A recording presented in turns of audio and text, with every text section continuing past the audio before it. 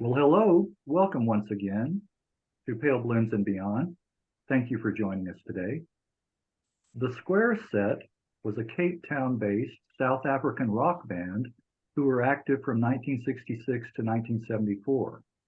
My guests today are Mike Faure and Derek Marks, who were members during the late 60s period. In fact, Derek is a founding member. They are the surviving members of not only the Square Set, but also the Ronnie Singer Sound, another Cape Town band. Derek played bass and Mike saxophone. Over the years, Mike has recorded 3 solo albums, collaborated with many artists, and formed several bands himself.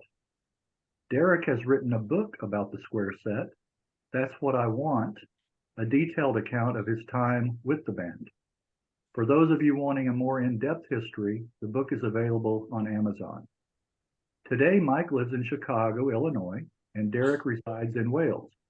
Mike works with a wide variety of musicians and genres and specializes in creating background music for various functions and events.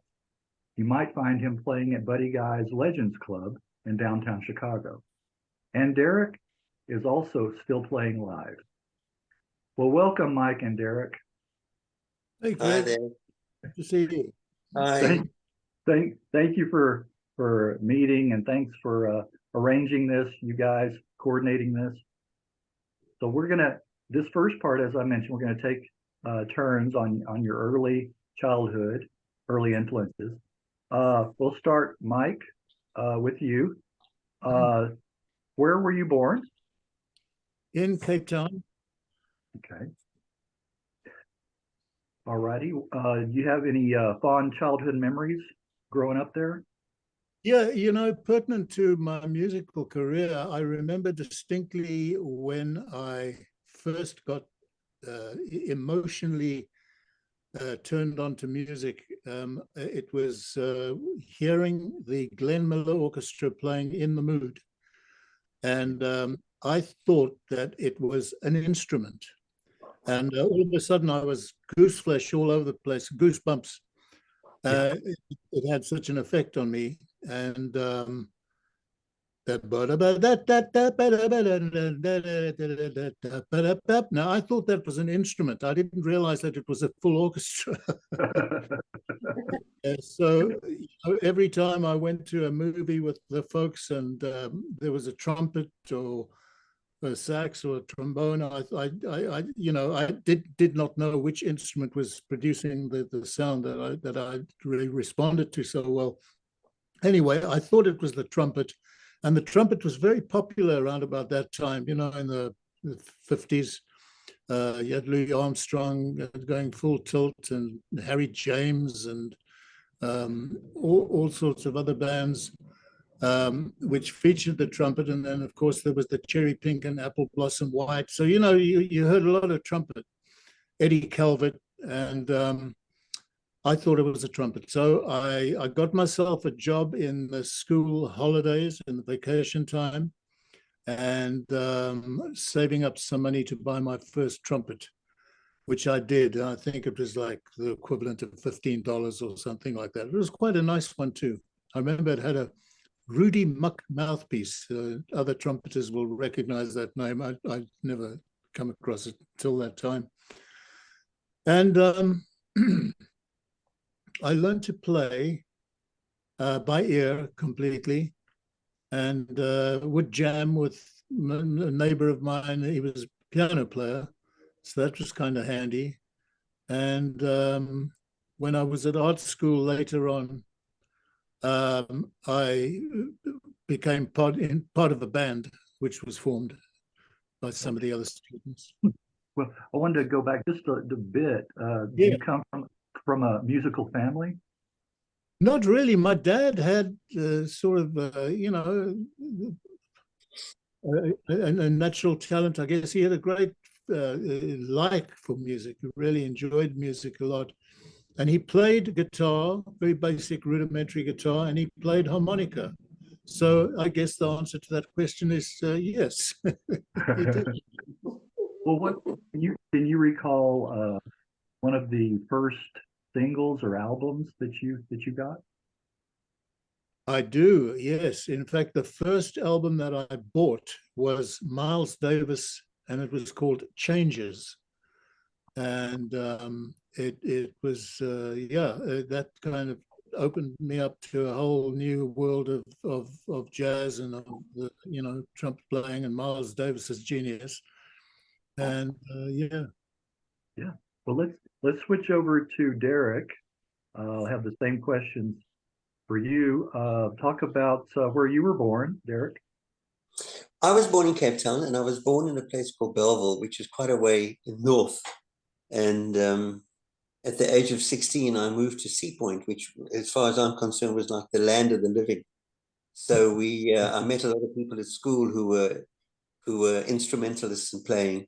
But I'd started playing when I was about 9. I'm not quite sure how, but a friend and myself, this is the usual school meeting with a friend who it likes the same thing. And I think I got a basic 6-string acoustic guitar from my mother and father.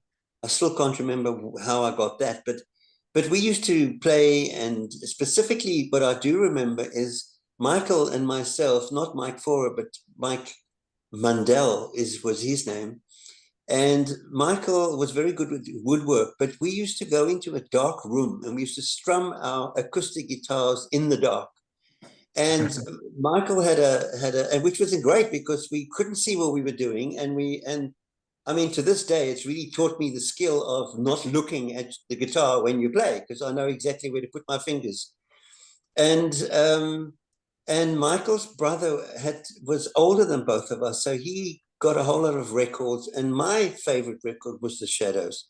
So I remember listening to Pat Boone, and I remember listening to the crooners of the 50s. And but I fell into rock, and I liked Shadows, and I admired Jet Harris. And in fact, I met Jet Harris when I was playing in the Ronnie Singer band. He came to the Clifton Hotel, which is a venue we all played at. And I met Jet for the first time in about 1965, late 65, I think it was. But cut long story short, Michael, being a good woodworker, we decided to get into the electric guitars. So we made 5 guitars, of which one of them was a Burns-looking bass guitar. We copied pictures. We copied what we saw on pictures. We didn't know how to make these things. And I remember thinking, we put a piece of metal in the neck, thinking that was a truss rod, just a piece of metal to make sure the neck was solid. Anyway, these things worked until I was about 13. And then I think I do remember my mother buying me my first bass guitar. I fell in love with bass pretty early, right there in the early years. And I remember playing for money. I was earning, I think the whole band earned 5 Rand for a gig, which was really, I can't even think of it in dollars or pennies or cents. And so from the age of 13, I've been playing bass guitar. By the time I got to 16, I decided that I needed to get some lessons and get to know how to do this properly. So I actually, a fellow called Jerry Bosman, who Mike will know very, very well. Jerry was a big band leader in Cape Town, and he also was a guitarist. So he taught me some bass lessons. And not soon after that, in 1965, I was at school in my final year, and I'm not quite sure, I was invited by a fellow called Keith Lenton to join Ronnie Singer just for a night, I think. I'm not sure how that happened, but I remember playing with Ronnie on a school weekend, and then it's middle of the year when I should have been continuing with the second half of the year. I got a call from Ronnie to say, would I like to join his band permanently as a professional musician and go on tour of South Africa? So I gave up schooling before I got to the end, and I joined Ronnie. And yeah. And so how old were you at that point? How old were you? How old was I? Then I was just 17. 17? Well, I didn't ask you guys this. What's the age difference between you and Mike? I'm way older than Mike. Okay. He's been very kind and very generous. Thank you. Okay. I'm Well, like, I was going to say, I take it that your parents, Derek, were very encouraging. How about you, Mike? When they saw that you wanted to go into music, were they supportive? well, I remember the two parts to that. When I first got the trumpet, and the very first notes, I guess, the first day, I heard my dad saying to my mom, "Oh, I think we've made a mistake." But then once I started playing and once I started learning a few tunes and what have you, they became very supportive, and they were both extremely supportive until their dying days. Okay. Well, Well, good. you know, Greg, my dad had died when I was 15. He passed, but he knew that I was keen on music because he'd known me at that before I was playing at 13. But I also was in the school band as a bugler, and I remember my dad seeing me in my school uniform and my cadet uniform. We have cadets in South Africa. They are like army cadets or sea cadets, and we were an army cadet where I was, and he knew me as a bugler and a bass guitarist, but he had passed, and when I got to the end of my schooling, or almost, I wanted to join the band, and my mother said, "Well, if that's what you want to do, then go and do it."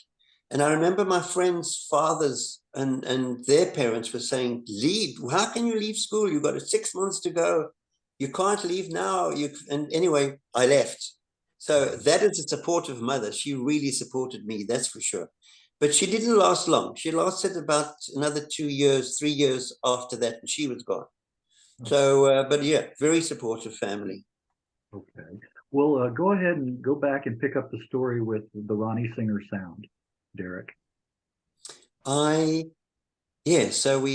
I started with him, and I was offered 100 rand a month, which was great money, because you could take out a girlfriend and put petrol in your car and have a meal and have a movie for 10 rand, for the whole weekend. So 100 rand was actually quite a good, and I was very happy. And of course, to become a professional musician was great. And we toured. We left in August, and we went to a place called Worcester, which is not far from Cape Town, probably about an hour away, hour and a bit out of town. And we had a team that went ahead in order to put posters, in order to book halls. This team should have left 3 months before we left, but they didn't. They left 3 weeks before we left. And so we went to Worcester, and we went back home that night. And then we went to Worcester the following weekend. We were giving these guys time to get ahead. But in fact, only after about 3 or 4 weeks of touring, we caught up with them in a place called Kimberley, and they had gone no further. So we had one hall booked, and we did a gig there, and we had a bag of money, which we looked at, Ronnie, and there was the band was in fact a drummer called I've forgotten. I'll think of it. And we had a guy called Brian Jones on guitar. So we are 4-piece. Mike, do you remember who the drummer was? Of the early Ronnie Singer sound? I just remembered. James Marwick was the drummer. Brian Jones on guitar. Remember? Yeah, and myself on bass. Oh, okay. And Ronnie on Hammond. And And Ronnie Brian, did most of the singing. that's not the Rolling Stones Brian Jones. No. No. This is another Brian Yeah. Jones. Yeah, lovely. Difference there. Yeah. Okay. Anyway, that tour came to an end in about late October of the same year, and I had earned nothing because we didn't make any money, and whatever money we did make was spent on petrol and getting around. But we did tour. We went to Johannesburg, we went to Durban, we went to East London and Port Elizabeth, and we actually did hotels. We spent 3 or 4 weeks in a hotel. We got permanent sort of gigs for a couple of weeks. We didn't do one-nighters. We did permanent. And anyway, we got back in about end of October, and we went back to the Clifton Hotel, which is where this whole story started. And I stayed with Ronnie and at that stage when we got back, Neville Whitmell came and sang with the band. Mike, I think you came to play with us from time to time at that point. Yeah, and so we met. Although I always knew you in those days. And yeah, but then, yeah, so, but I just want to get back to the following year, 1966. I was still with Ronnie, and in about February of that year, I got approached by Neville Whitmell to introduce me to Noel Klinkhammer, who's a keyboard player. And they had been discussing putting a band together. And they wanted me on bass, and which was great. And I told my mother, and she said, no, you leave. What do you want? Ronnie's singing. You should be happy with Ronnie. He's paying you. Well, for the first 3 months, I got nothing. So I was very weary of the fact. And these guys wanted me to join their band, and they were way better than what I experienced so far. So I got together with them, and we formed a band called Neville Whitmell and the Humans. And in fact, there's some recordings out there, which I can testify. There's records with Neville Whitmell on the Humans before we became the Square Set. Yeah. Okay, there are recordings. Okay. There are recordings, Neville Whitmell and the Humans. Yeah, I've got those. I can send them to you. But now, Michael, you come into the story soon. I mean, my story goes on with the Square Set until Michael joined us, which was in 1968. In 67, we had #1 hits. We had another #1 in 72 in South America and Portugal. We did very well in North Africa with our music. Yeah, that was all. My life with Square Set was broken in 67 when we had a #3 on the hit parade with a song called Silence is Golden, because my mom died and my family. Sorry. Before you got too far into the Square Set, I wanted to show you what got me interested in the band to begin with. I don't know if I showed both of you this. What is that? I don't know if it's going to come through with the glare. I can Return of the Tokloshi men. Oh, Tokolosh. Yeah. Tokolosh men. It's a box set. It's a box set with a bunch of 60s recordings from South African bands, and the Square Set's on here. Okay. Yeah, so anyway, I picked up this not too long ago, and there's a bunch of other stuff on here, but one of the CDs is like a 6 CD, and I wanted to show you. And Derek, see if you can tell me what this is a cover of. Oh yeah, I've seen that a few times. Yeah, that's the back of our very first album. Yes. Yes. Yeah. And that's Derek. If you can see it in the lower right-hand corner. Yeah. On the bass. That's me. Right. Look like that's me. That's him. That's him. So anyway, that's what and the song that's on here is I believe Night Then Comes the Morning. That's the track that's on this box set. And I know that you both played on that. Go ahead. I wrote that with Neville. Okay. And I'm very shocked that it's actually on there, that you should even say those words, because it's on there were so many other songs and hits that we did that would be on there rather than Night Then Comes the Morning. Right. And you hear that was a song written by Neville and me. Yeah. Yeah. See, on these compilations, they don't put the hits; they put the other tracks. Oh wow, that's interesting. Yeah. I don't know if it's a licensing deal or whatnot. But I just visited last week with Robin Hogarth, who was in. Are you familiar with Robin? Not me, no. Okay. Robin who? South African, and he was in the band Humphrey around the same time, and they have a track on here too. He's produced the Soweto Gospel Choir. Okay. And other things. Yeah, and he's still in South Africa. So anyway, I just wanted to say that's where it started. But you know what's really interesting? I won't talk much more on this. I won't, because this is about you guys. But besides albums I've located from like Abstract Truth, Freedom's Children, Yes. John Congos, who lives Yeah. in Austin. He's in Texas. I didn't realize that. Mm. There's not a lot of out there from South African bands around that time period, the '60s. There's not. So I was really glad to find this. In fact, when you go to a record store and you look under world music and you look under Africa, you know what it is? It's the black music. You know, Right. Yeah. it's never white rock groups. It's like they don't exist. You know, so that was one of my things. And this, like you guys need better late than never. But I mean, more promotion. More exposure. You should have had it all along. But anyway, so that's what how I feel. So there you go. Anyway, let's But get back. Go ahead. Greg, just one thing you got to take into consideration the time period, Yeah, because in '60s there was very little connection between us and the rest of the world. yeah, And with the result that when stuff went out and was copied, and exactly what's just happened, I never saw any royalties for the. We had number one in South America in 1972. They couldn't get away with that. I received what is known was 10 Rand and 64 pennies cents for a number one hit in South America.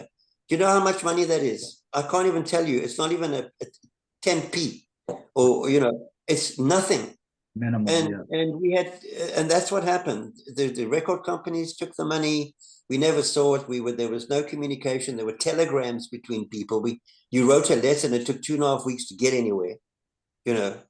So there was not like today. Yeah, that's why you don't hear about it.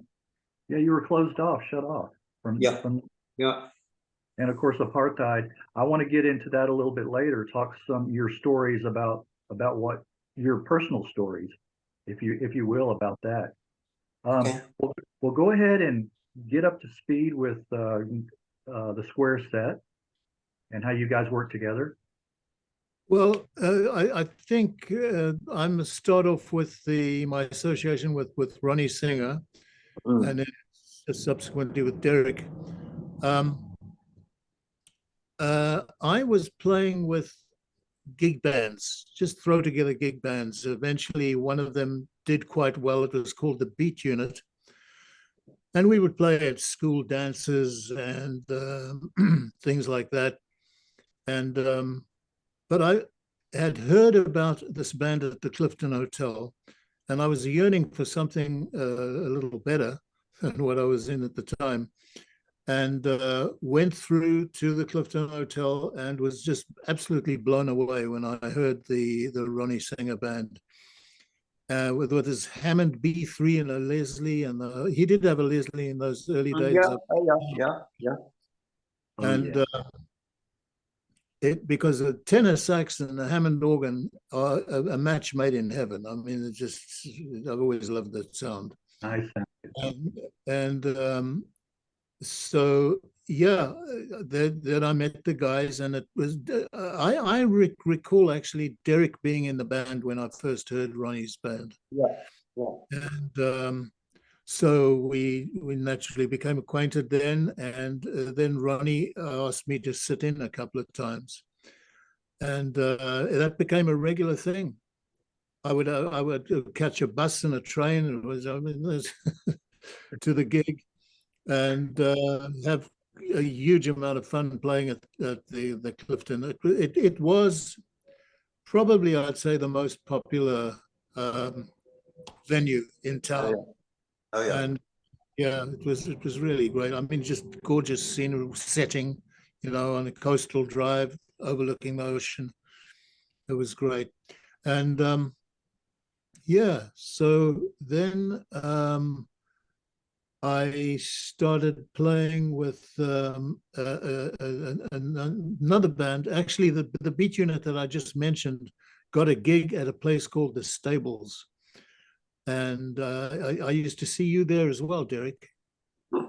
We played there. The square set honed our craft at The Stable. Yeah. Right. But that was after the Clifton, right? It was when I left Ronnie. the Square Set, we got together, we composed, we wrote, we played, and then we needed to put this all together. And so we got a gig at the Stables, and we worked there. I'm not quite sure how many weeks or months it was, but we had to get out and perform.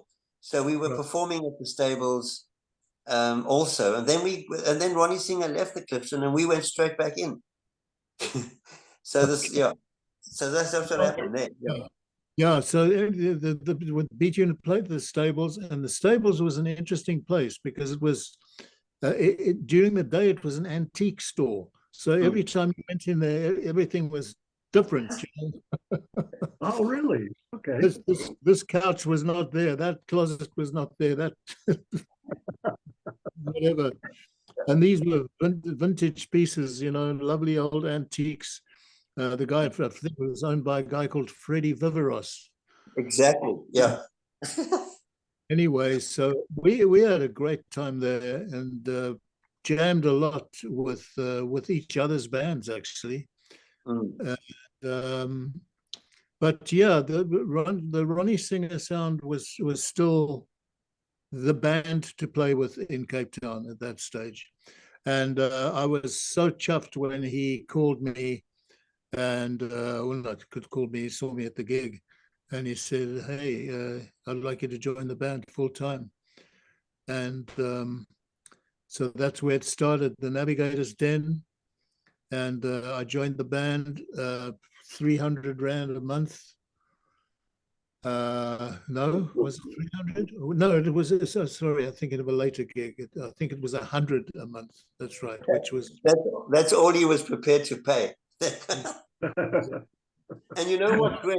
We did a cocktail session from 6 until about 7:30, and then we did an 8 to 12, and then, as Mike was just saying, the Navigator's Den was a late night venue. We started there at about, as quickly as we could get there, at about 12:15, 12:30 in the middle of the morning, and we went through to 4 a.m. And we got I got around 100 rand, and for all of that music, jeez. And what is amazing? What is amazing is that was 7 nights a week. Yeah. That you had to schedule 7. What would you do? Just sleep all day the next day? Well, I mean, I was with Ronnie for several years after that, and I used to get to bed at around, because I would go and jam with other bands afterwards. So at 4 o'clock in the morning, I would sometimes go and jam with another band that I knew was working till 6. we just couldn't get enough. Wow. And, you guys had the night. I'd get to bed. I'd be driving home, and everyone is driving to work, and sleep until I remember. 2 in the afternoon. Oh, that's funny. We worked hard. Yeah, we worked hard. Yeah. I would say so. Yes, graveyard shift. Golly. Well, you guys, as the Square Set, put out a couple of albums in the late '60s. The first one, 1967, "Silence Is Golden." Mike, you didn't play on that one, right? No, I was overseas at the time that was recorded. Yeah. Okay. But you did play on the second, "Loving You Is Sweeter Than Ever." No, I didn't. No. Oh, really? Okay. It had already been done. Oh, okay. The horns had already been. They booked some session guys from Johannesburg who did that. Okay, well, you can't believe everything you read on the internet, but in a couple of places you were given credit for playing on that album anyway. Well, yeah, I think that's check into royalties. Go back and check into your. I think that's because they associated me with the band, and they assumed, that whoever did the liner notes or whatever that I had in the recording. But I mean, obviously, I learned those parts and duplicated the same thing as it was on the record. So, yeah. Well, Derek, do you have recollections of recording those two albums? Very much so. We recorded them at the first one, "Silence Is Golden." It was recorded at a company called AVS Studios in Cape Town. And it was very flat. It was all done flat. And the recordings were then sent to Johannesburg, to Gallo Africa, and they would add and they would remix and they would put brass or strings, etc. And during that period, we were playing at the Clifton Hotel. We know we'd done up, but the stuff was sent off, and we had no influences thereafter.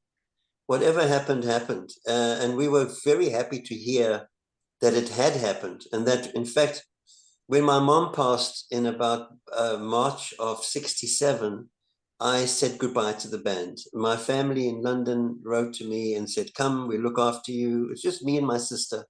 And we left. And very disappointed. I was already involved with my now wife. Avril was 14 years old at the time, and I was going on 18. And anyway, so I left South Africa and I came to England, and I was very unhappy. And it was at that point that I got a message from Neville wrote to me. He wrote me a wonderful letter, which is in fact in my book. I've treasured that letter, and he asked me please to come home. And because there's no decent bass players around, Silence is Golden is number 3 on the charts, and it looks like it's going to get to number 1. So please come back. And of course, I couldn't wait. I didn't have any money to get back. So I got Barbara Fileman and Irene Fileman were very close to the band. And they had a wealthy dad, and the dad said he would pay for my trip, which he did. And I paid him back the minute I got back. But I rejoined the Square Set in Durban, and we played at a jazz club at that when I got back. And then we got a gig at the Claridge's Hotel. And it was at that point that we were invited back by Gallows. And this is sort of, I reckon, probably second half of 1967 to record that sort of, I forget what's the name of the album. I've forgotten the name of the album. That's what I want. That's no. The album. The second one. The second one. Yeah, Loving You is Sweeter Than Ever. Thank you. Can you believe it? It's got nothing to do with age, I promise you. That's okay. Hang on. Yeah, we went up on a Sunday because we had to get back on Monday to, and we did like 4 or 5 recordings in a day.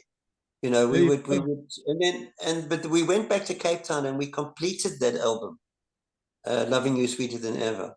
We recorded a follow-up single on one Sunday while we were in Durban in Johannesburg. We flew for the day, and it was Carol Karina, which got to number 10 on the charts. Oh, okay. It was a follow-up single to Silence is Golden.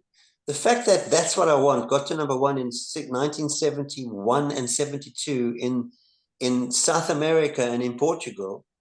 And you're still on TV, on YouTube and on internet today, you still see That's What I Want being played ad nauseum. It's all over the place. Yeah. It's incredible. Yeah, That's the album. Yes, exactly.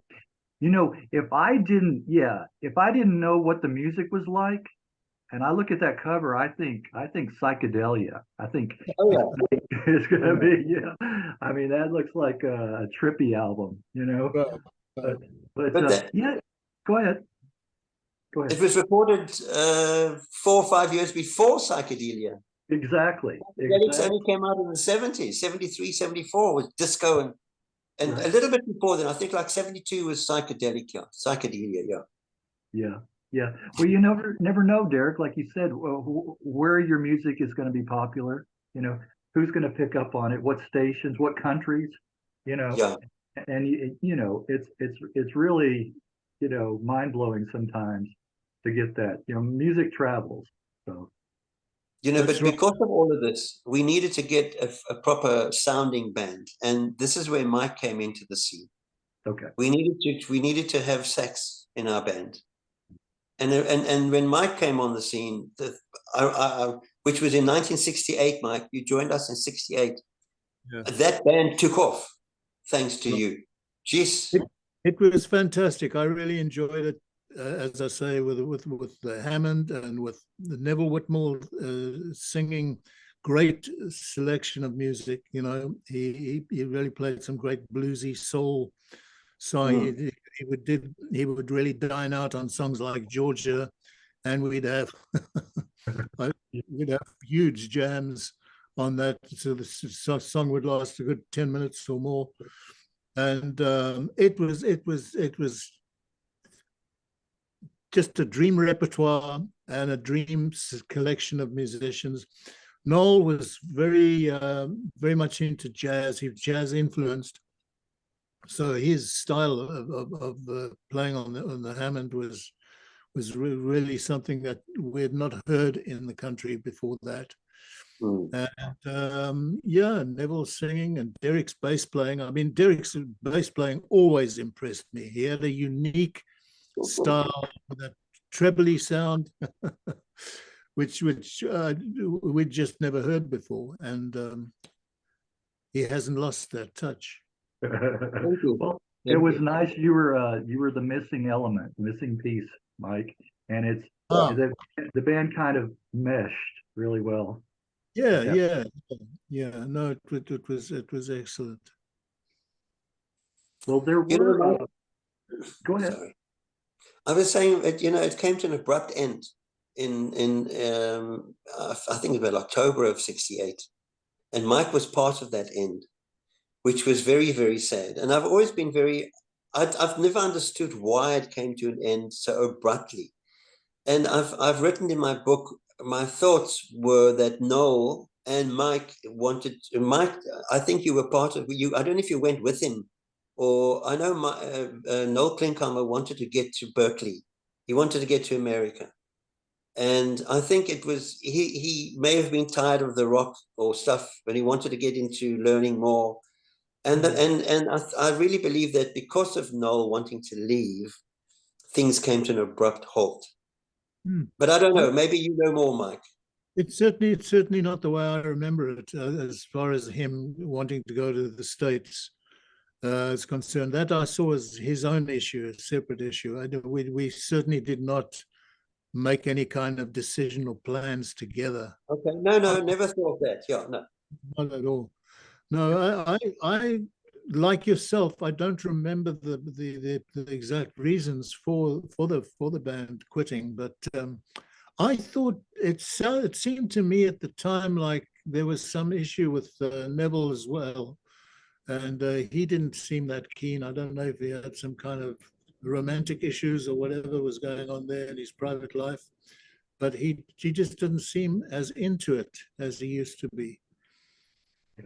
Probably, but you know, you're not wrong about his love life, because I believe the following year, in the early '70s, and when he was doing solo work, and he joined Mike Campbell, and they put a band together, and they went to Rhodesia, and they went to do gigs in Pretoria, and Neville wouldn't pitch. Neville would just not come down from the hotel bedroom to go and sing that night, and Mike Campbell was telling me some horrific stories about what happened.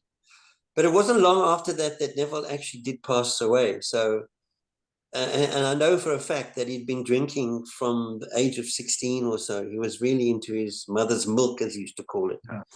So sad. What a beautiful, wonderful person. If he was alive today, he would be enjoying what we're enjoying all over again. Yeah. Very true. Very true. Well, there was a compilation album, That's What I Want, and it was released a couple of times on different labels. And then there was a third album. The other members of the band soldiered on. Third album in 1972, but neither one of you were with the band at that point. No. I got a call. I was asked by Neville to rejoin. I had then been married. I was married, and I had my first child born. And I remembered what it was like, and it was it was insecure. It was an insecure life, and I needed a more secure life. So I refused to rejoin and to record those many feelings. But the two musicians that they did get, which was Johnny Boshoff on bass, which was an incredible bass player, and I forget the drummer, Mike. Do you remember the drummer on Those Many Feelings? Top. No, but you know, you're talking about the resurgence of the band. I'm remembering now that Malcolm Postlethwaite was involved with that. He was on drums, and I seem to recall him, and George Wolfart was on bass. Yes, I'm sure. Yeah. But that was before the 70s. That was like 69, maybe 70 or so. Yeah. But it was, as I seem to recall that it was billed as the square set. Okay. Which kind of correlates with what you were saying, that you didn't exactly want to go relaunch again, get involved. No. And by the way, that album got nowhere. It went nowhere. It was very much blood, sweat, and tearish. Very much Clayton Thomas, and Neville could sing anybody's voice. If they wanted a Clayton Thomas voice, Neville would sing Clayton Thomas voice. And it was very, if you listen to the difference between the initial Square Set albums and that one, it was above people's heads. It was incredible musically, but I don't think it was the Square Set. It wasn't the way we created the whole thing, Yeah. Right. Well, backing up just a bit, I didn't know where to insert this. Derek, who were the Lunar Five? The Lunar Five, that during those years after Square Set, there was a lot of recording opportunities. I became sort of a hired gun, I suppose you can call it, with regard to playing. And the Lunar Five was a band, I forget his name. I'm so sorry to forget these things, but he was a coffee guy. He used to bring us coffees in the studio in the early 60s, or when we were recording. And now this fellow had a band called the Lunar Five. And this Noel Klinkhammer and myself, we went on as backing musicians. We would back that particular band. So I think Noel is mentioned, and I think I'm mentioned on that particular album. Yeah. Okay. We did a lot of stuff for other people at that stage. And I did a lot of advertising commercials, for cigarette commercials and things on screen.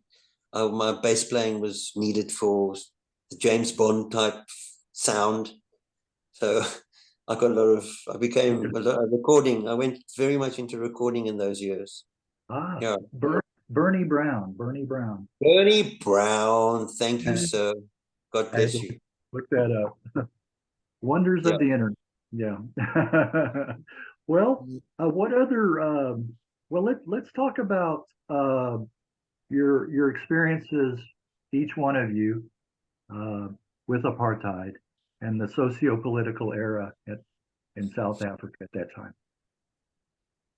Mike, you go first. Well, it was a horrible time. There were such atrocities committed, against the black people of South Africa. We were denied seeing most of what was going on because there was no TV, and the newspapers were, yes, to a certain extent, censored. But we did manage to see the headlines and the awful photos of things like District 6, the forced removals from District 6, which was a wonderful, vibrant community just outside of Cape Town, outside of the city limits. And they were all moved out of there, and those buildings, the shops, the houses were demolished, flattened, and they were moved out to an area called the Cape Flats, which is like almost a semi-desert. And but with all of that, somehow amidst all that turmoil, the jazz scene flourished, and the musicians used art as a protest and just continued to play with. We played together. Like, for example, at a popular jazz club in the early 60s, I remember called the Nas. It was a melting pot of cultures, great musicians, great. It was like something in Greenwich Village. And everybody just playing together and dining together and drinking together. It was wonderful. The Nas, yeah, incredible place. Having said that, Mike, it wasn't done. It wasn't supposed to be done. We weren't allowed to mix. So I agree. We did mix and we did play together, but it was dangerous. It wasn't allowed, you know, and Well, there were a lot of rules. it was totally wrong because there was that jurisdiction in place, you know. Yeah. So, Yeah. yeah, absolutely. Which was very sad. Yeah. Of It was course, of course. it's, Neither and, one- you know, Neither one of you had any run-ins with the police or anything like that. no, I Well, was lucky.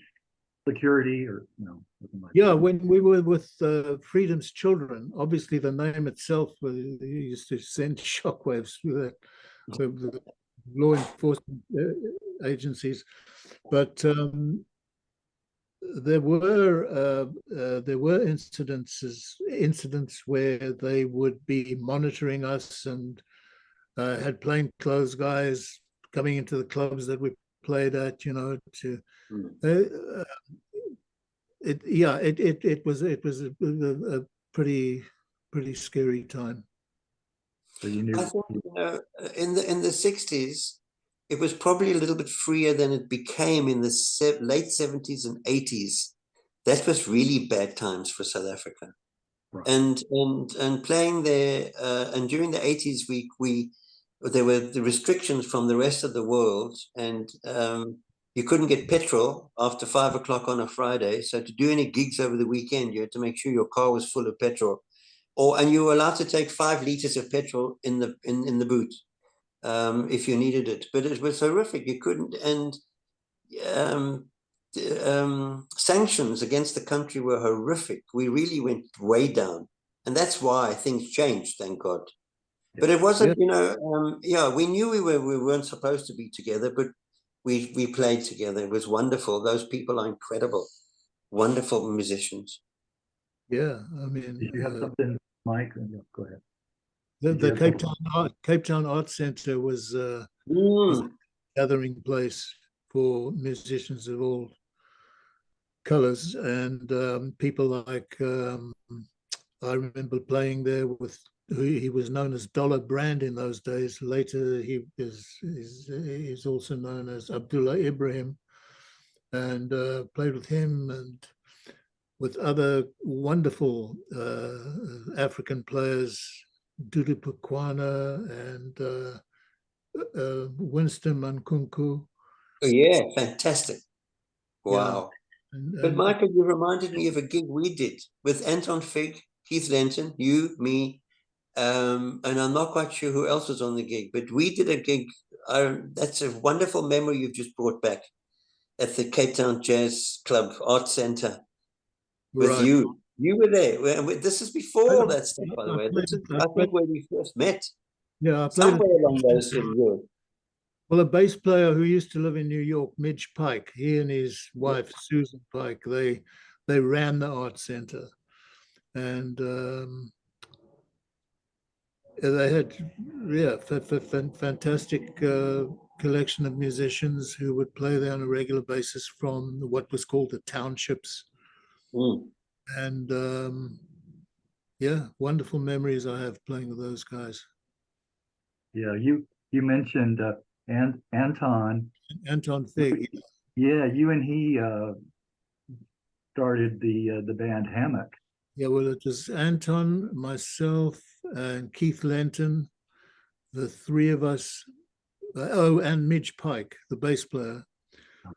Pretty much the four of us that got Hammock going, and it was really just an opportunity to play. We didn't put the band together for any kind of long-term basis or plans or anything like that. We just wanted to get together and play. So I remember the first couple of gigs, get-togethers, that we had was in a recording studio. Trying to think of the guy's name. He actually recorded the Hummock album. And we got together and played maybe girlfriends and wives, and he used to come to the studio and watch this thing. And then eventually more and more people started coming into the studio, and we realized that, hang on, something's happening here. This band was beginning to evolve. And then we got Amanda Cohen involved, as she was a good friend of Keith's. And so she joined the band. And we decided then to get something together and play at the Art Center. And those were the first actual Hummock gigs. I'm just trying to think. Andre de Villiers was also, who knew about him? I think it was Keith. And he contacted Andre de Villiers, and then he became part of the band as well. And the was the result of that was this album, which is a collector's piece. There were only 500 ever made.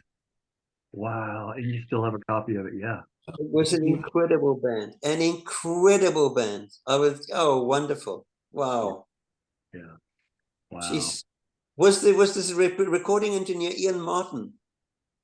Right? No, it wasn't. It was recorded live at the City Hall, and his name will come to me just now. I can't think of it at the moment.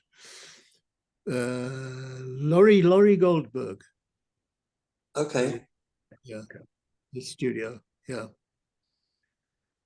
Wow. The sound in the City Hall, I mean, it wasn't a great sound to start with, and the PA system that we used was so tiny it couldn't really. Anyway, that's all we had to work with, so we made the best of it. How long were you together for? Yeah, good question. We played a few shows there at that time. That was probably in 1969, somewhere around there. And then we got together again later in a different, with a different lineup. A couple of other people had changed. We had Alan Pasqua from the States coming out with and Anton and Keith had known him in Boston, so he came out and played a couple of gigs with us, and we played at the Cape Town City Hall, and we also played in Hermanus. And also, again, to sell out crowds, it was always absolute full. Yeah. You couldn't. And the thing about Hummock was, we had a tremendous following from all age groups, from like teenagers till 80 years old. That was just a big mix in the city. What did Hummock stand for? It was Henry, Andre, Mike, Midge, Anton, Keith. Yeah. First names. Okay. Who was the first one? Henry. Henry Barenblatt. Oh, he was on keyboard. Lovely keyboard. What a band! Jeez, incredible. I'd say, Derek, you're a mind reader. You took two of the questions out of that I had coming up. That's fine. That's fine. No. Not at all. Not at all. It flows better that way. Well, did you see? Let me ask you about Anton, because you talked about him having been to the States before. Did you feel at the time that he had the ambition of, working like with Paul Schaefer, ending up in that kind of a, live show setting? He's having a fantastic career. I mean, he's one of the best known drummers in the country, in maybe in the world. Yeah. And he always shone. I remember first meeting him when he was 11 years old. And seeing him at the Clifton Hotel, somebody really should put a plaque outside the Clifton Hotel. Yeah. um, and yeah, I think he played with the Cape Town Symphony Orchestra. He was doing timps or something like that, and he eventually ended up at the Boston Conservatory of Music. Yeah. Wow. Can I give you my background with regard to Anton? Yeah, Yeah. you played in some bands with him earlier on, didn't you?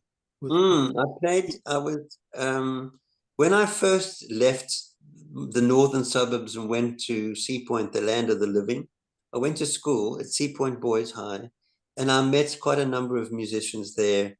And I played in a band called the Echoes. And it was while I was playing in the Echoes with school friends, I got an invite to meet the Hawks. And the Hawks were Anton Fig, Keith Lenton, a guy called Sammy Carolus on rhythm guitar, and they were looking for a bass player. And it was the days of the Beatles. It must have been, well, I was at school then about 1963. I think this is when I joined the Hawks. And I met, and he was 11 years old. And we had various singers join the band at that stage. We had Brian Miller join us, and we had a guy called Hendricks. I forget his first name. Anyway, and the band did very, very well. We were an incredible band. And Anton's father had a company that had a big truck. So we were actually able to, and they had a lot of finance in order to finance the band. And we had incredible equipment. We had Vox amplifiers. I bought a Fender guitar for the first time in my life. We had like top end gear. And we used to set up like the Beatles with 2 Vox ACs and my Vox T60 bass. We used to look like the Beatles, and we thought we were the Beatles. And the band grew and grew, and we changed our name to Beethoven's 5 in about maybe 64, I think. didn't you enter the Battle of Bands? Weren't you involved with that? Well, I left. It was the following year in '65 when I was with Ronnie Singer that the band actually won the Battle of the Bands in Cape Town. Yes, but prior to that, we were doing shows on these competitions, but we were never part of the competition. We were there to show the other musicians how it should be done. We always thought it was an incredible band. Well, look what's happened today. Look at Anton Fig today, number 10 in the world, okay, or if not better. And Keith Lenton's been playing all his life. Yeah. And me and you know what I mean? So we proper musos, you know. These were proper guys in the 60s. They knew what they were doing. Yeah. Right. Yeah. You know, Greg, going back to Ronnie Singer and the Navigator's Den, I was so pleased when I look back on my career that I had had that exposure to the repertoire that Ronnie was doing. It was a fantastic time to be a musician, because you had the holdover from the 50s music, and we had the 60s stuff, you know, and so you had the British influence and the American influence. You know, it was like the Elvis thing was still going on, and you had Bill Haley and his Comets and bands like that, and we would be doing like Everly Brothers tunes and that sort of thing. And then there was the British stuff that started coming through, which was just a whole new thing, as you know, how that evolved. And yeah. Well, moving forward, did you guys work together in any other bands or collaborations?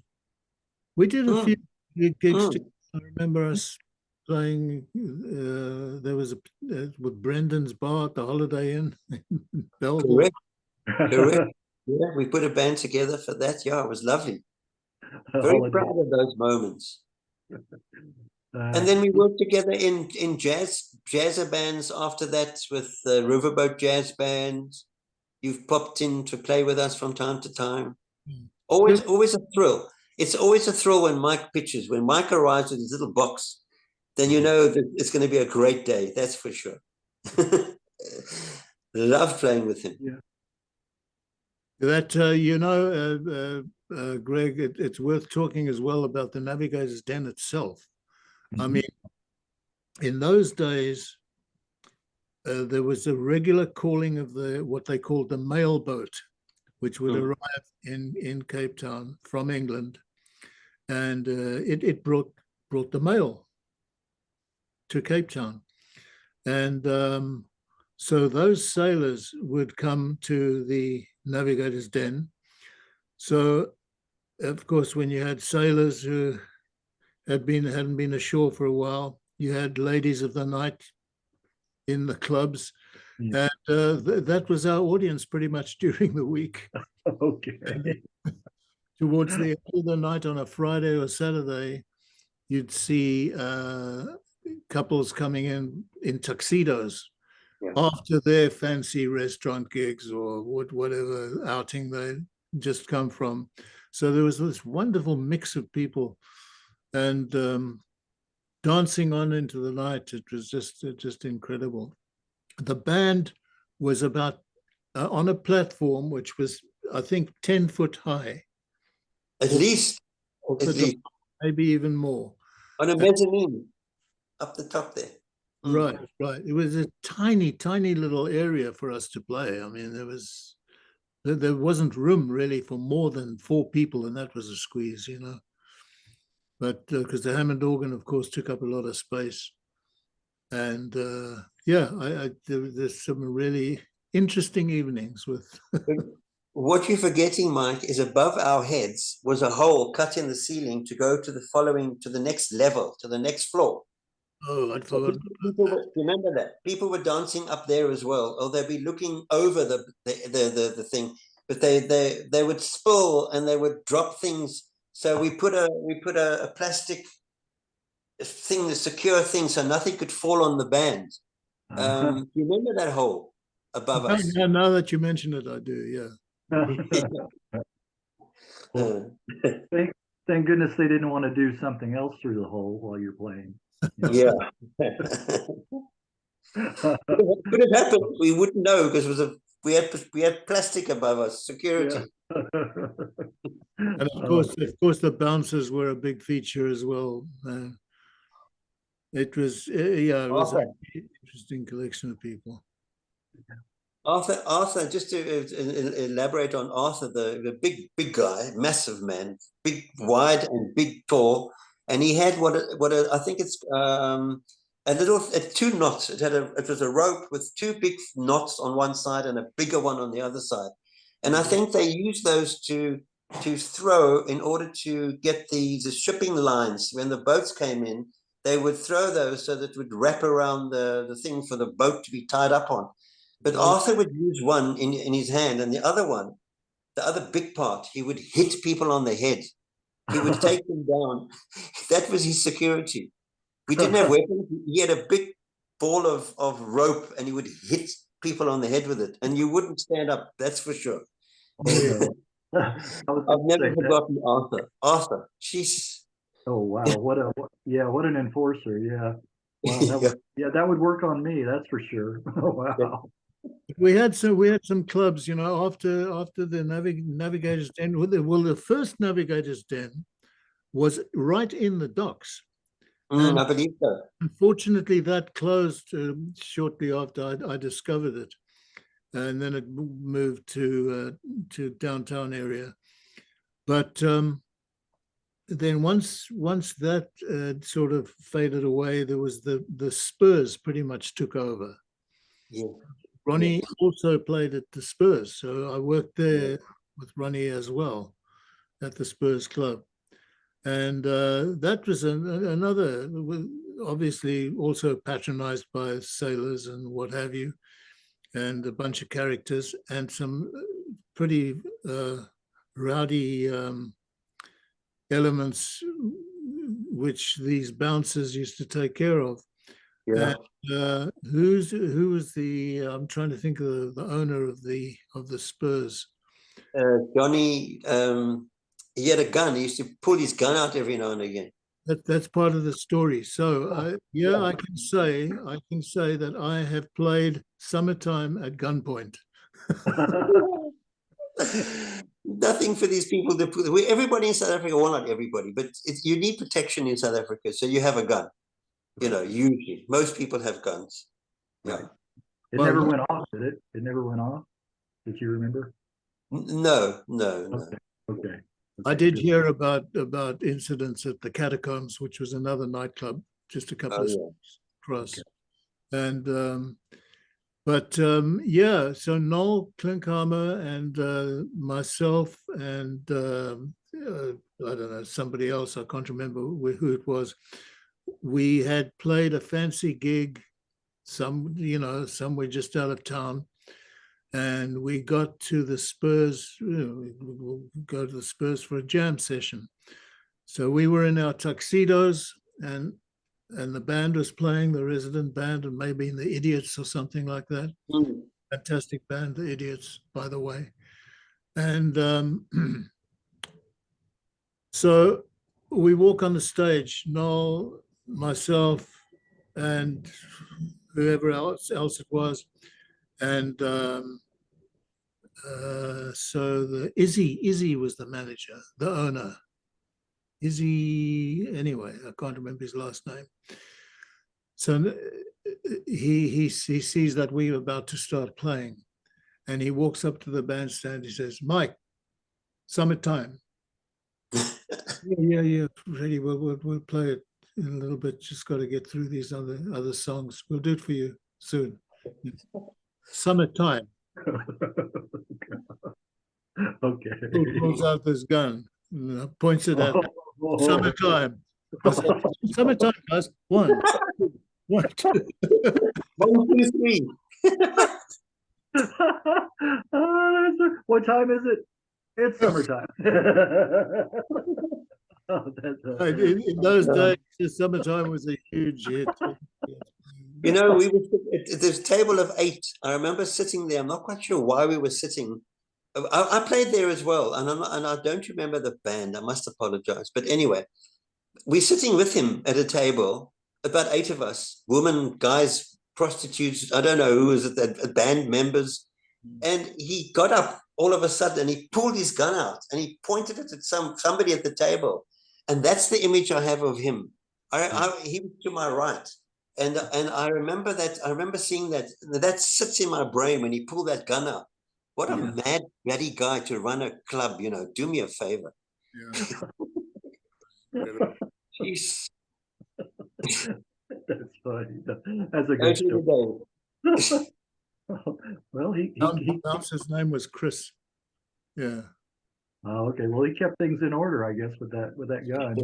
A lot of fights in those days, a lot of fighting, and people were getting rough and bumping into each other, and it was part of the deal in the 60s, I suppose. It was Teddy Boy, Teddy Boy, ducktail, Teddy leather, Boy. white t-shirt, leather, jeans. Right. That was those boys used to cause all the trouble. Yeah. And then we had the mods. And of course, I was going to say the mods. Yeah. They didn't floral, bell bottoms. Yeah. Make love, not war. The sailors would often, be the cause of some problems as well. Just and they would be in uniform, huh? Sailors in uniform. Right. Yeah. You remember that? With their bib things, the sailors. Right. Yeah. At the navies. British warships used to dock there. American warships used to dock there, and they would all come into the clubs. I used to like it when the Americans came in because they liked the same kind of music as what I did. So it was great. Yes, exactly. And they were. Yeah, I was going to say, and the Americans were the most well-mannered too, as well, right? Yes. They were. They had to be. Just kidding. Greg, can I ask Michael a question? Do you mind? Yeah, sure. I tell you why, Mike. I had a chat this morning to Neil Hetherington. Do you remember Neil Hetherington, the movie maker, the director, producer? Right. You do remember him? I do remember him, yes. Well, he sends his best love and regards to you from today. I Sure. spoke to him this morning, but he said to me today that he remembers you falling off scaffolding or something. You fell off scaffolding. I don't remember. I don't know about that. Johnny Faure fell off scaffolding. Not you. No, well, I think I would remember if I'd fallen off. Of course. Okay, so okay, so I'll correct him when I next speak to him. Yeah, I don't. Yeah. Okay, well, I did want to include a little bit of your bands that you played with and artist Mike. You mentioned earlier, you mentioned Arthur, the bouncer, Arthur Conley. You were a member of his, Right. Right. yeah, his touring band. Yeah, yeah. Yeah, I was in his band for about a year, touring up and down the United Kingdom, and that was a lot of fun. It was a full-on horn section, and yeah, we played dates, yeah, up and down the UK, Wales, Scotland, wherever. It was a lot of fun. And before that, I played with another soul band called US Flat Top and the Cat Soul Packet. Several years before, though, because the Arthur Conley gig was around about 1972, 73. Yeah, it's actually 72. And soul music, as you will recall, was huge in England at that time, which was wonderful because that's kind of music I really enjoy very much. And so yeah, Arthur was riding pretty high at that time. He had been, I'd seen him at the Stax Vault reviews and shows when Otis Redding and Sam and Dave and all those guys came out, did a big tour of the UK and Europe, and just a wonderful time in England and Europe, where that kind of music was very much sought out and very popular. Very popular, and they've got a lot more, seems like, appreciation playing in the UK and other places than in their own homeland. Over here, a lot of them. Just I've heard stories about a lot of the African American musicians, how it just blew their mind. How receptive and open the UK audience. Yeah. Right. And Otis Redding particularly, I mean, or Sam and Dave as well. I mean, yes, all of them actually. It was just so energized. It was Otis was a really terrible tragedy that we lost him so soon. Yeah. We liked a lot of their music as well. That's Neville's background was that soul. My background was rhythm and blues, rock. Yeah. And Neville was, of course, was jazz, and so that made a very different combination. Yeah. As I alluded to earlier, I mean, there was such a mixture of music styles, the 50s, 60s, later on the 70s thing. It was just, and there was such interesting bands coming out of England that I enjoyed very much at the time. The Graham Bond organization, and John Mayall, of course, had his interesting line of guitar players moving through his band. It was almost like they were doing an apprenticeship with John Mayall and become huge. And I used to go down to watch them, John Mayall, at the Marquee Club, and it was just amazing who you would see playing there. It would suddenly pop up. I love that late '60s, blues movement in the UK. Yes. Peter Green's Fleetwood Mac, the early Fleetwood Mac. I saw Peter Green the first night he played with John Mayall. Is that right? Yeah. At the Marquee Club, 1967. Right. And it was just an incredible time to be in England. I absolutely loved it. I And didn't know. You were there in 67. yeah, Do you know when in 67? yeah, August through the following year. From when? Sorry? Well, from about August for a couple of years after that. Oh, Yeah, okay. yeah. Because I left to come back to South Africa in July. So we just missed each other. Okay. Because the Marquee Club, I too went to the Marquee Club. In fact, I still got a ticket, which I've kept Right. as a memento. I still got my ticket when I went to the Marquee Club. Yeah.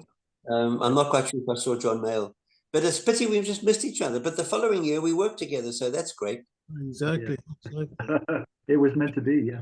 Yeah. The Yeah. Marquee. Yeah. That was the place to play. Yeah. Oh, Yeah. and Greg, another one that another musician I loved and saw at the Marquee was Georgie Fame. Uh, Uh, And he had that wonderful combination of, sort of R&B and English blues, and uh-huh. it's sort of Mose Ellison type vocalizations. Yeah. And then, of course, Hendrix, Yeah. around that time, was doing quite a few shows around in the UK, and I saw him at the Savile Theatre. In fact, on the night that Brian Epstein died, Is that right? hmm. there were two shows. There was an early show and a late show, and I booked for the early show. So, yeah, fortunately managed to see Hendrix on that sad night.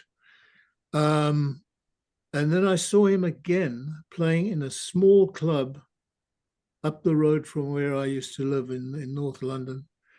And he was jamming with the Animals. Mm. And that I found really interesting because he was jamming. He was not doing his shtick, he was listening and playing, Yeah. And I was 10 feet away from him. I mean, those kind of gigs in those days, you'd get the people just standing. Oftentimes there wasn't seating in the smaller places.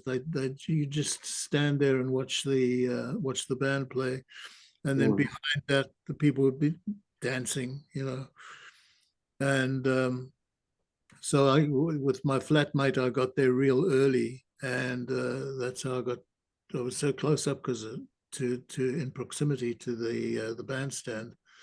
I wanted to hear, the Animals, which is a band I really enjoyed as well.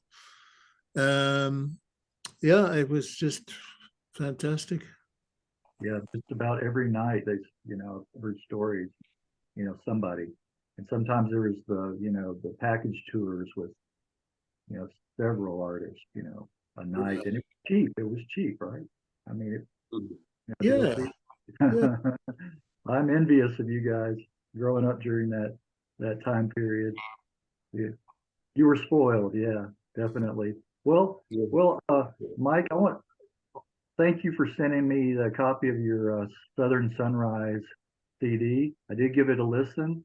Yeah, It's all very easy on the ears. Very okay. easy. Yeah. And on first listen, I just tell you my favorite tracks. The title track, Southern Sunrise, and Yes, then Blue Highways, also like, and okay, then Rambler's Soul. okay, Those are right. my three top picks. You know. Yeah, they all the tracks, with the exception of the one, were original, and I did my little nod to King Curtis. Yeah, yeah, The rest were all pretty much original by Joe Arthur and myself.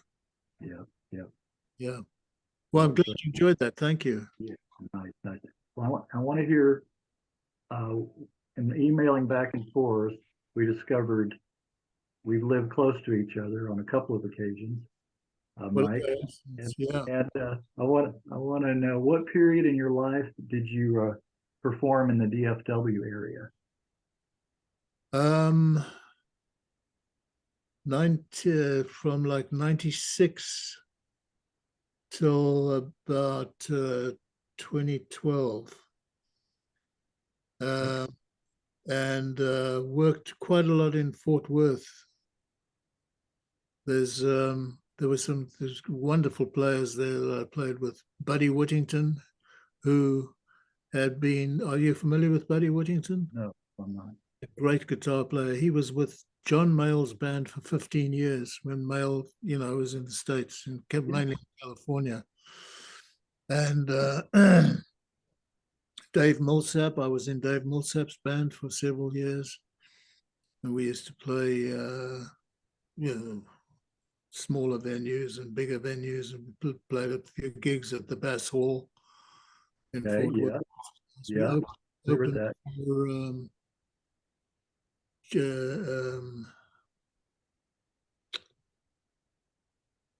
Who's a great Stevie Ray Vaughan's brother, Johnny, Jimmy Vaughan. Jimmy. Yeah. We opened for them. That was fun.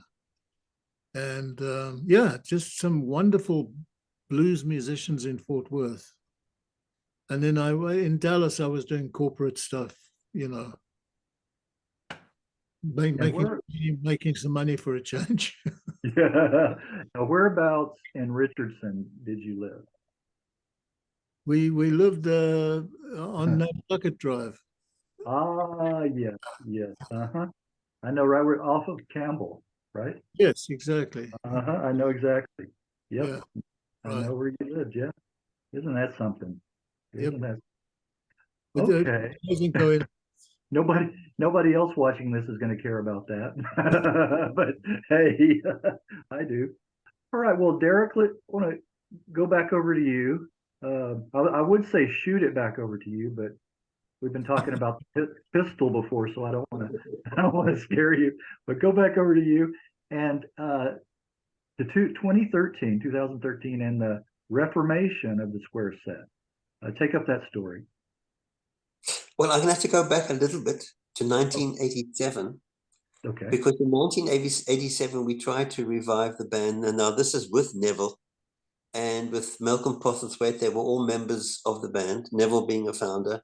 Noel Klinkhammer refused point blank. You remember in 1972, they got together without me. Yeah. In 1987, I thought it would be a great idea. I'm working at a lovely venue and I've got a lovely band. All we need to do is bring in the previous Neville, and maybe the drummer was Malcolm Postlethwaite, myself. And if Noel would have got involved, it would have been great. We could have just done, I just thought it would be nice to revive just one gig, just one couple of songs, just to bring back that memory. But Noel didn't want to do it. So we got a guy called Henry Barenblatt, and who worked with Hammock. And Henry copied what Noel did. We chose 3 or 4 songs. The band that I was working with agreed to do this. By all means, everything's set up. You guys come and play. And on the day, I was setting up my gear, and the drummer came to me, Malcolm Postlethwaite, said, "Have you seen Neville?" And I said, "No." He said, "Well, he's sitting over there, and he's out of his mind. He's out of his skull. He's drunk." I could use another word, but I won't. And I'm not playing with him. Gee, Dad, he's whatever. So that thing didn't happen. And here we go. In 2013, I get a phone call. So that whole idea of revival is not going to happen, okay, in my life again. But it's now, I think, about 40-something years later, when I get a call on a Thursday evening from the drummer I'm working with, a guy called Dave Evans. I've had a band with him for a number of years, and I was asked to lead a band in 1995, and the leader had left, and he was a bass player, so they needed a bass player, and they wanted me to run the band. So it was my first opportunity in 95 to become a band leader, put it that way.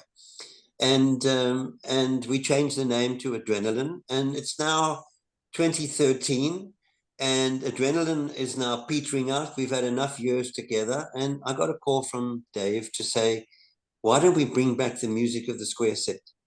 And I said to him, are you joking? This happened at about 9 o'clock on a Thursday evening. And I said to him, are you, what?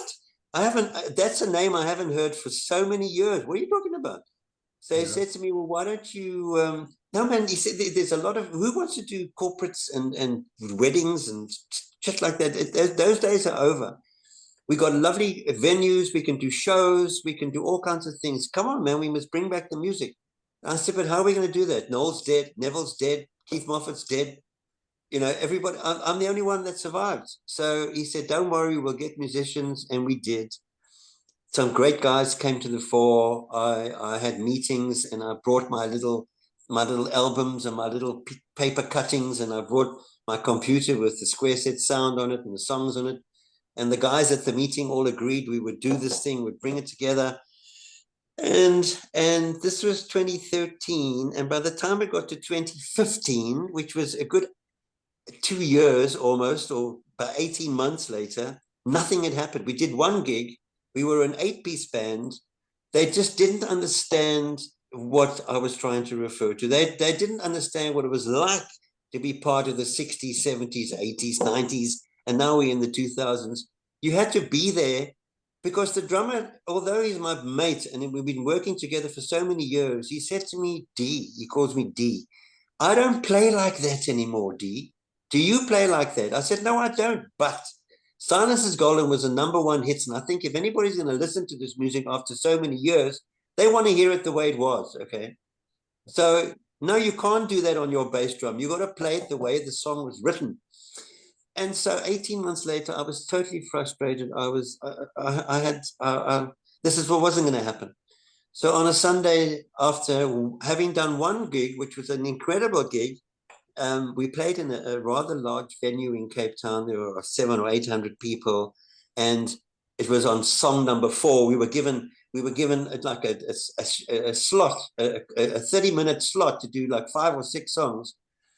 And I was disappointed about that, because the other bands and the other artists on the show had much longer period than we did, and we stuck to that. And people wanted more of the Square Set, because it was in Cape Town, and we were a Cape Town band. But we did our little 30 minutes or whatever we had. But at song number 4, I said to everybody, are you enjoying this music? And the audience went mad, okay? And there were all kinds of people there, and all age groups. And I realized, I couldn't believe it, that after so many years, in fact, it was 47 years, that the people in the audience were singing the words to Silence is Golden, and That's What I Want, and all those songs we played. And it made me realize that we probably have got something here. I can bring this music back. Yeah. And so that band came to an end. I wrote to them on a Sunday morning. I sent an email to all the guys saying, that's it, thank you very much. We're not going to take this any further. Only to know that I had a group of other people, next batch of musicians, who are really keen, who understood what I was trying to achieve. And by the next day, I had a new batch. We got together, we rehearsed, and there we go. It fell into place. And so from about late 2015 up until 2018, till August of 2018, just before I left to come here to live in Wales, we did our last show. And we did many shows in Cape Town playing Square Set music. And I realized that not all of the Square Set music was going to work. We needed to bring something else into the mix. It was a 2-hour show, and we needed about 24 songs. And I brought some Motown into the thing, some old Motown, but a Motown always works. Everybody loves it. And we brought Square Set with Motown, and it was a very successful. We had full houses, and these were in theaters, in big halls. It was a great time of my life, and I missed that. That was probably the best part of my career, is doing that sort of stuff, being on stage. But I remember, it's okay being on stage when you're playing for a Jewish wedding. It's not. This is, when people are sitting there and they're listening to you, and they're getting up on their seats and they're grooving in the aisles. That was a great, great memory, and so I started with that, and I ended my South African career as such the same again with the square set. Yeah. So kind of full circle for you. Yeah. Mm, mm. And Yeah. I met this evening with some people here who are my age, and they play sort of grunge, rough music. I can't explain it, but it's actually quite catchy. It's wonderful. Stereophonics type stuff. Yeah. These are old guys, but they're playing modern, great music, and I'm looking forward to being part of that band. Free. Yeah. Mm. Wow. Okay. There you go. Yeah. There you go. And you're That's the still, story. when was your last live show that you played? August 2018. So it's been a while, but I have practiced. I continue to practice. I continue to play my guitar over the years of being here. And other than freezing hands when I play up in my music room, put the heater on, I'm enjoying it. I've been encouraging Derek to Mm. get involved with some jam sessions and meet some musicians. Yeah. Exactly. Back onto Right. I Exactly. probably wasn't ready. I've wanted to do it, but being in a strange country, it's become less strange, and I get to understand it now. It was at my, I got here, I turned 71 when I got here, and that's quite a big upheaval in one's life at that age, I should think. Yeah. So it's taken me a while, but now I'm ready. Yeah.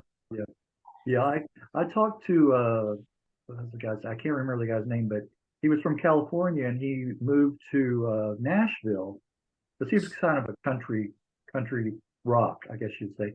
But then he went there and he wanted to make it big. He had big aspirations. One of the guys that he talked to, a cohort, told him, he said, "You're not going to do it overnight. Give it 5 years." He said, "You've got to know the lay of the land. You've got to know the people, get to know who you're playing for, who you're working with, and make a 5-year plan. Go out there and start doing it, but it's not going to come to any fruition until that time." So, I mean, that was just 100% correct. It's been 5 years for me. Okay, so there you go. It's time. I'm ready. Thank you. Yeah. But that's very interesting. But again, it's if it's in you, musicians, I know it's a lifelong passion. I'm not one myself, but I've heard stories. I know just from visiting and researching and loving music the way I do, that it's just a lifelong. Do you play? Yeah. Do you play? No. Okay. No, I don't have the discipline. No. Yeah. Mike has been, as Mike said, he's been so encouraging. He's been telling me for years now. And he came to visit. I was very excited. Michael came to visit us here in Wales, which was wonderful. Yeah. It must be pretty country. Great there. encouragement. Yeah, where you live. He came here just to kick my ass. Right. Is that right, Mike? No, I'm an 80-year-old person next month, but I can still kick his ass. That's for sure. Oh God. Okay. I'm gonna start choking. No, but well, I want to hear one more story about the book, Derek. If you don't mind. Okay. Well, I want to. there we go. I want you to start out. Yeah, to start out with page 1, and I want you to read till the end. No, I'm kidding. I want you. No, I wanted to know, when did you start working on your memoir? In 2013. Well, not really 2013, but we had, to a surprise, the musicians that I had chosen to work with to revive the band were great. And on the opening night, we went into a massive recording studio in South Africa and in Cape Town. The name escapes me. It's in the book. And another guy came in who I've never met, a keyboard player. And I wondered who, and his guy name was Gordon McKay. And I said, what are you doing here? He said, well, no, I believe you guys are restarting. I said, well, we've got a keyboard player. But he said, well, I'll do strings and I'll do all the other stuff. So, and long, because he saw quite early in the day that this thing was not going anywhere. These guys didn't understand where I was coming from. And it was in fact Gordon McKay who later, when I pulled the plug on all the other musicians, Gordon was the one that I phoned the very next day, because he understood exactly what we were trying to achieve. And it was during those early days when we were rehearsing together that he said to me, you know, I know that you guys had #1 hits and you were successful, but I don't know the story of the band. Why don't you consider writing the story of the band? And I'd never thought of anything like that. But that seed was planted in my brain, and probably around about 2015 or so, I decided one day, I was at work and I had a gap and I had my computer and I thought, okay. And I sat down and I wrote. And I probably wrote about 2 or 3 foolscap pages of stuff. And I sent it to my sister and I wanted her to read what I'd written. And she said, you know, you should write a book. This is great. I mean, you talk about the drug scene, you talk about this scene and all the sex, drugs and rock and roll. And you should write a book. So I said, well, okay, then I'll do this. I'll write a book. And so I did. And it took me a good number of years, because I only wrote on a Saturday when I felt like it. And a month would go by and 5 months would go by and I wouldn't touch it. And then I thought, no, hold on. And we catch up again. And then I got to about I don't know, 150 pages. And I actually gave it to 5 people to read, and I needed opinion. I needed to tell them to get back, you know, to tell me if I'm on the right road. I gave it to the drummer. I gave it to my sister. I gave it to 2 of my patients, and I gave it to, who else did I give it to? I gave it to my wife. Well, the drummer said to me, I'm so sorry, D. I put it in my computer and I don't know what's happened. It's disappeared. One of my patients said, you know, thank you very much, but I haven't really read it because I don't really go for autobiographies. And I said, well, it's not that, it's a memoir. My sister, of course, phones me back within a few days saying, magnificent, wonderful. I said, are you telling me it's great because you're my sister? She said, of course. so yeah, and so anyway, there I'm left after now about 2 years of thinking I've finished everything. But I sent it to Mike. And I sent it to another friend of mine, a guy called Butch, who's a drummer. And Butch read it and he phoned me back and he said, Marksy, you got to rewrite this thing, pal. You got to start again. And I sent it to Mike, and Mike, you went through it. And Mike, I told Mike what Butch had said, and Mike agreed. So here we go. 2.5 years later, I'm rewriting. I'm looking at everything with a different eye, and I've started again in a way. Anyway, I finished it probably. I then gave it to a lawyer who read it and told me I was too nasty when I spoke about Ronnie Singer. I should change that. And there was no libel. There was nobody could go for me because they were all dead. So I wasn't too worried too much about what I'd written. But it made me think, because these people have got grandchildren, I've got family out there. I can't just say what I felt, so I had to rewrite again. And I finished it and handed it to an editor who decided to look at each page and make it nice for me. And that took a year. I never saw that thing again for about a year. And they gave it back to me. It was not at all like I thought it was going to look. In fact, it was like a magazine. It wasn't like a book.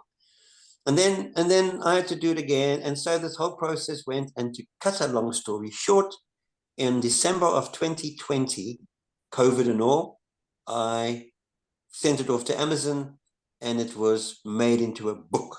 And there's my book again. Wonderful. And I've had how many pages is it? I don't even know. It's 271 pages, and it's full of history. It's full of memoir. It's full of Mike. It's full of everybody that I was involved with, including loves, likes, dislikes. It goes back to 1958, right? It begins like 1958. No, it goes back to 1947 when I was born, actually, because I was born in America. Uh-huh. Wow. So you have the So firsthand experience on being born, right? yeah, What was I was born what in were the your back of first? the car. So my father's car. So Yeah. that's chapter two. Chapter two started when I was, chapter one starts in 2013 when I got the call, and it was all that was going on with the revival.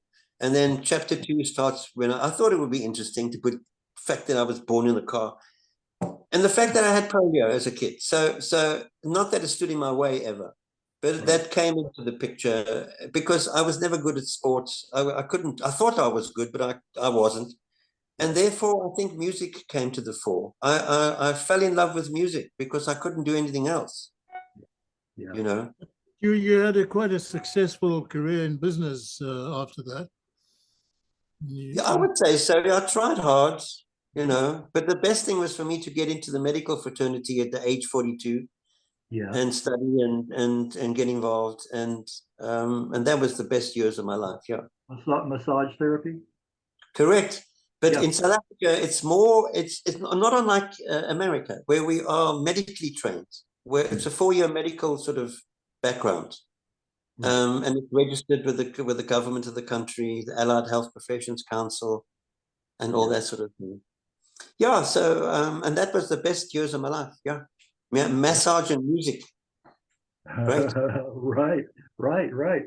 Yeah, well, I'll send you my wife. I'll send her over there. Can you still do I do, that? yeah, absolutely, only with pleasure, only with pleasure, and only when it comes to airfare, Yeah, accommodation and pleasure. right. Because But she has you have scoliosis. to work. She has scoliosis. Oh Um, yeah, so yeah, it's been an ongoing, I mean, battle. You know, she goes to the massage every once in a while when it gets really bad. But yeah, she's always had that kind of need. Yeah. Yeah. shame. I'll get her on a plane. I'll get her on a plane and you'll get her all fixed up. I can. Yeah. Wow. Okay. All right, guys. Winding down here a little bit. What anything else that you guys would like to uh toot your horns about or plug or what's going Well, on now? the thing is, on my website, as I say, it's been a long and interesting career. I'm just about to turn 80, so I look back on it. It's amazing how certain memories just spring back at you, and others are completely forgotten. But Yeah. fortunately, I managed to keep a fairly good record of what I've done. I had a very interesting musical life as far as the recording side of things is concerned. So I did lots and lots of hundreds of sessions, recording sessions to jingles, and it's all listed in on my website. Um, and that was a fascinating time, which I really enjoyed. At one stage, I guess I was probably doing about 2 or 3 a week, Yeah. and then a good couple of gigs as well. So it was a busy life. Yeah, that jingle writing was very lucrative there for a while. Right, Yeah, yeah, right. yeah. Because what was the thing? If you wrote the song and then if you composed it and then if you performed it, you got like paid twice or something. Well, yeah, they have residuals. No, and in Johannesburg and South Africa, they did you did not get residuals, so that was tough. You got paid whatever it was, for the session. Maybe it was a pilot, maybe it was a finished commercial. Um, but I used to really enjoy it. I'd go into the studio. The engineers would, the producer would call you up and say, "We need a little solo here," and or a couple of lines which had to be played. And I'd be in the studio maybe 20 minutes, and it was done. And then 2 months later, you suddenly hear it on the radio, and you think, "I recognize that. Who's that guy trying to sing David Sandberg?" That's familiar. That's good. That's good. We- But- sorry, No, good. no, you know what I'd like to see is you two guys working together one more time, you know? And I know the audience, people watching this would like that as well, you Yeah, know. well, who knows? I'd love Anything's that. possible, huh? Yeah. Right. It may not be possible anymore. Can I tell you a quick story with regard to recording in a studio as well? May I? Yes, yes, please do. Why? Because Michael, you've reminded me of a recording session which was at the Campbell Cog Studios in Cape Town. And we were to get together on a Thursday. Once again, Thursday is coming to my life. And there was a 5-piece. There was a rhythm, there was a drummer, there was a keyboard player, there was me, there was Neville Whitmore actually playing tambourine. And I think I forget who the others were, maybe a singer or something. But we then, all the music was put up, and Colin Campbell was telling us what to do and how the song goes. It was for a cigarette ad or something. And I was to go home and learn it. And on Saturday there was the recording session. I thought it was going to be on the Thursday evening, but it wasn't. We simply went over the music, probably about an hour, and then we went home to learn it. Well, I didn't have time to even look at that sheet of paper again. And on Saturday morning, I was working for a company called Pick and Pay, as you may, it's a big supermarket group in South Africa. And I was in charge of the perishables. And at about 10 o'clock that morning, one of my fridges had broken. And everything that was frozen was no longer frozen. And I'm in trouble. I've got to get this thing fixed. But I'd already arranged with my manager that I was to be at his recording studio at 2 o'clock. And he said, well, you got to get this thing fixed. You know, I'm not going to do it for you. It's your job. You must get it done. So I'm phoning the repairman, and the repairman arrived at about 11:30, 11:45, and I'm looking at my watch and I'm worried, and I don't know what to do because I can't leave while the guy's there. And anyway, cut a long story short, I only left to go to the studio, which was a good, probably 25 minutes away. At 10 to 2, I left. And I got to the studio about 2:15, and I'm sweating, and I parked outside, and I'm carrying my amplifier and my guitar, and it's a downstairs type of thing. And as I get to the door and open the door, there's people everywhere. And somebody says, "Oh, he's arrived," and they were all musicians. They were a full philharmonic orchestra. There was like I think there were about 40 people in the band that day. There was a full string section, a full brass section, and there I am, the only bass player, and everybody's waiting for me. And the company was Campbell Cog. They were very unhappy with me because they've been paying the guys from 2 o'clock. Everybody was getting paid already. Anyway, I set up, and in those days I never had a tuner, so I used to put the guitar, I used to tune it off a piano, and then listen to the vibrations in the wood to get it in tune.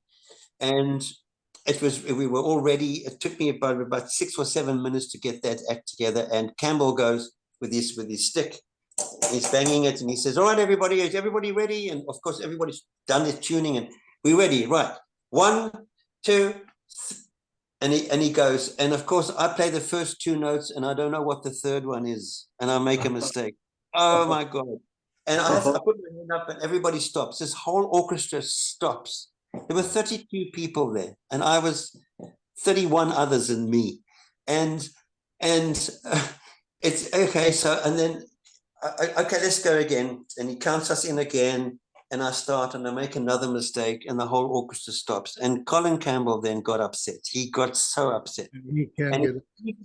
he went on the piano and said, "It goes like this." And he played the song on the piano. And the minute I heard it, I thought, "Oh, well, there you go. I understand. Now, of course it goes like that." and he counted for the 3rd time. He counted us in, and this big orchestra starts up again.